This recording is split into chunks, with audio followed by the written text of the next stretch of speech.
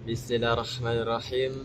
Assalamualaikum warahmatullahi wabarakatuh.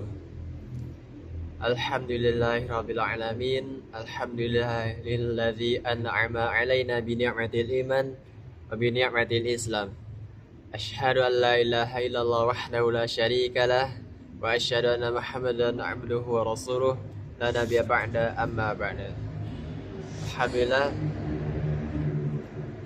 saya Muhammad Zaki Hamid insyaallah akan membedah buku tafsir ayat-ayat pendidikan, ayat-ayat terbawi karya Ridhoul Wahidi, yang mana ini sebagai tugas daripada ujian tafsir ayat pendidikan yang diampu oleh dosen kami, yakni Ustadz Mukhrid Siddiqi.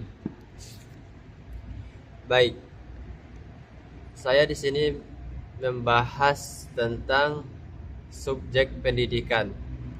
Di sini ada 3 ayat atau 3 tema besar yang diambil, surat yang diambil. yakni surat yang pertama ialah surat Ar-Rahman.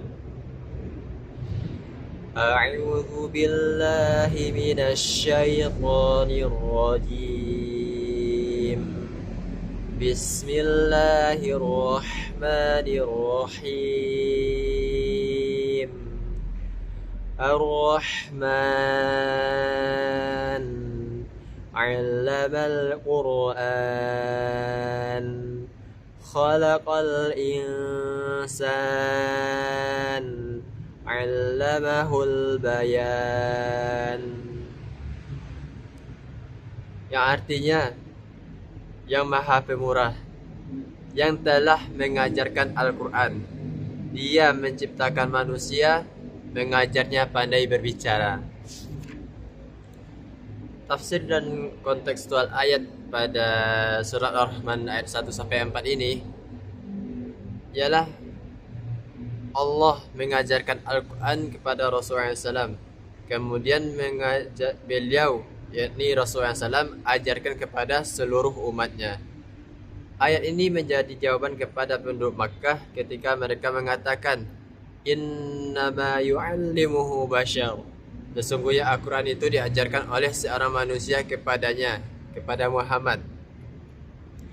Maka dari sini kita dapat mengetahui bahwasannya subjek pendidikan ialah dari Allah kepada Nabi Muhammad. Jadi ilmu itu ialah dari Allah Ta'ala. Kenapa? Karena Allah mengajarkan Al-Quran kepada hambanya. Secara mujmal dari ayat 1-4 tadi kita dapat 3 poin. Allah mengajarkan Al-Quran dan hukum-hukum syariatnya kepada hambanya. Yang kedua, Allah menciptakan manusia dalam bentuk yang terbaik. Terus yang ketiga, Allah mengajari manusia kemampuan untuk berbicara. Dari sini makanya dapat kita ketahui bahwasanya ilmu itu ialah dari Allah. Dan untuk mengajarkan ilmu ini, Allah mendahulukan sifat Ar-Rahman-Nya. Allah yang menjadi subjek dalam pendidikan, dan juga Rasulullah SAW kepada umatnya. Artinya apa? Artinya gurulah yang menjadi subjek pendidikan kepada muridnya, dan guru menyampaikan ilmu kepada murid hendaknya ialah dengan kasih sayang. Oleh karena itu, isi ayat ini mengungkapkan beberapa nikmat Allah atas hambanya. Maka surah ini dimulai dengan menyebut nikmat yang paling besar faedahnya bagi hambanya, yaitu nikmat mengajarkan Al-Quran kepada manusia. Nah, terus yang kedua ialah dari surat An-Nahl ayat 43-44. Wa ma arsalna min qablika illa rijalan nuhi ilaihim fas'alu ahla dzikri in kuntum la ta'lamun bil bayyinati waz zubur wa anzalna ilaika dzikra litubayyana lin-nasi ma nuzzila ilaihim wala'allahum yatafakkarun. Dan kami tidak mengutus sebelum kamu, yaitu sebelum kau Muhammad, kecuali orang-orang lelaki yang kami beri wahyu kepada mereka, yakni kepada orang-orang Yahudi. Maka bertanyalah kepada orang yang mempunyai pengetahuan jika kamu tidak mengetahui keterangan-keterangan dan kitab-kitab.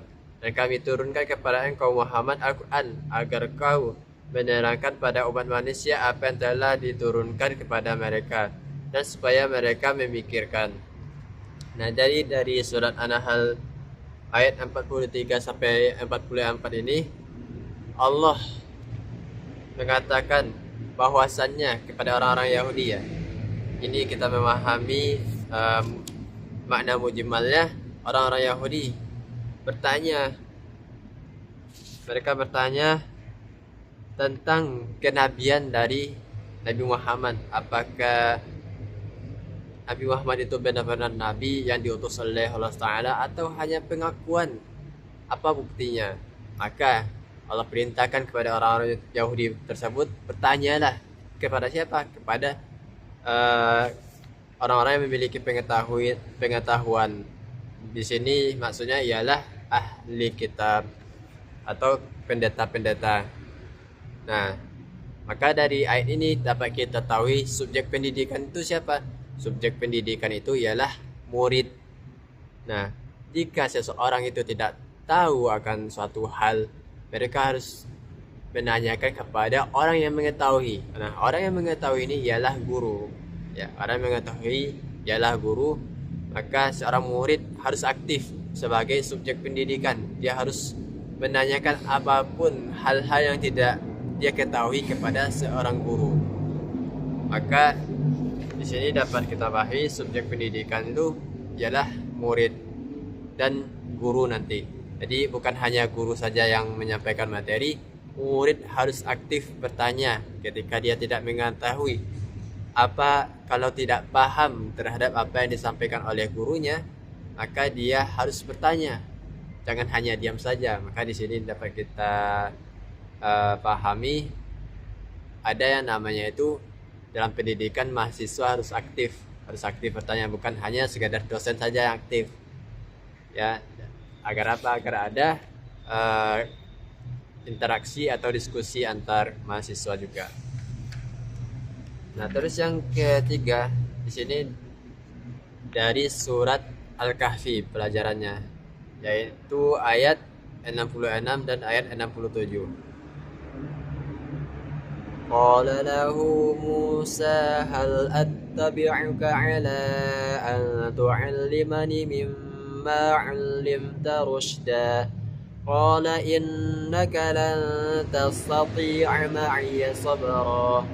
Musa berkata kepada Khidir, bolehkah aku mengikutimu supaya kamu mengajarkan kepadaku ilmu yang benar di antara ilmu-ilmu yang telah diajarkan kepadamu? Lalu Khidir menjawab, sesungguhnya kamu sekali-kali tidak akan sanggup sabar bersamaku. Nah, Allah di sini secara makna mujmalnya,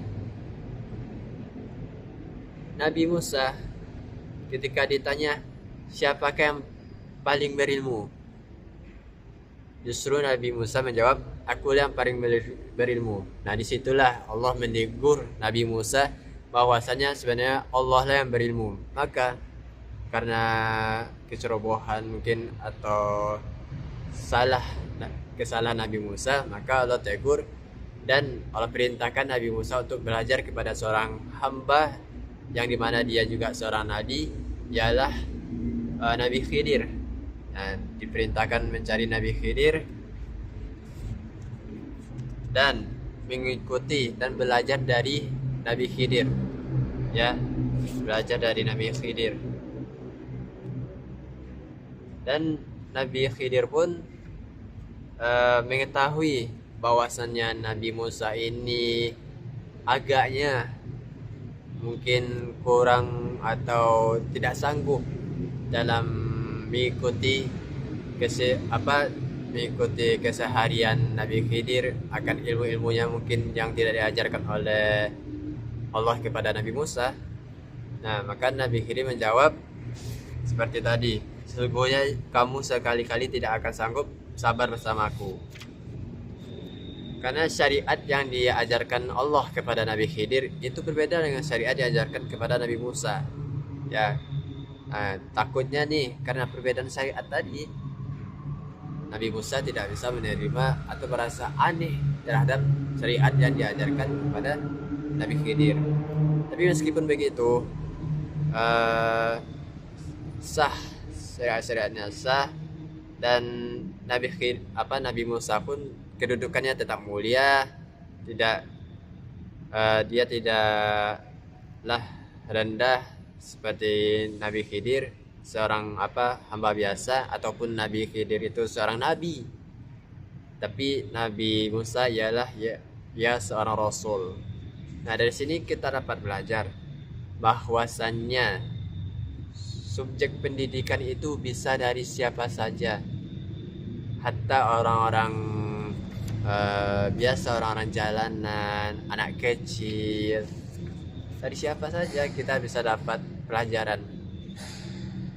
Atau dari tukang, atau dari pedagang, sapam. Dan jadi bukan harus subjek pendidikan itu dari guru. Jadi dari siapa saja, orang-orang yang kita kenal, orang-orang bahkan yang tidak kita kenal, atau orang jauh yang kita tidak tahu dia ini siapa, tapi perkataannya ialah perkataan yang memberikan kebaikan, kebenaran kepada kita. Maka subjek pendidikan itu dari ayat surat Al-Kahfi ayat 66 sampai 67 ialah dari siapa saja.